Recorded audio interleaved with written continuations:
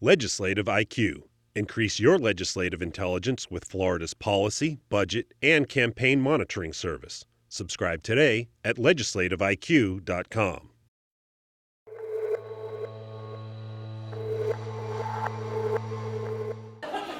There will be 30,000 new students in Florida schools next year. The increase kept lawmakers from approving the highest per pupil spending in state history.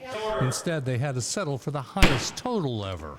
The FEFP budget increases the funds per student by 3%, which is a $206.52 per student increase. But the increase comes at the expense of local property taxes. Of the nearly $800 million increase that Florida schools will see, 2 of every 3 of those dollars will come from local taxpayers. So when we talk about increases in education funding, really what we're talking about is the lion's share of that coming from local funds. The budget debate is taking place nearly 2 months later than it should have.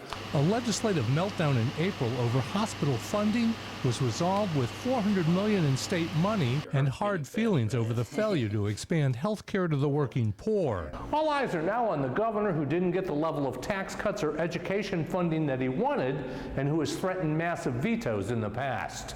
And he has plenty to choose from. Lawmakers added $300 million in local projects at the 11th hour. The Senate Budget Chairman all but made a plea to the governor not to be vindictive. What I've learned over time is that there are vetoes of principle, and then there are vetoes that are merely a state of mind.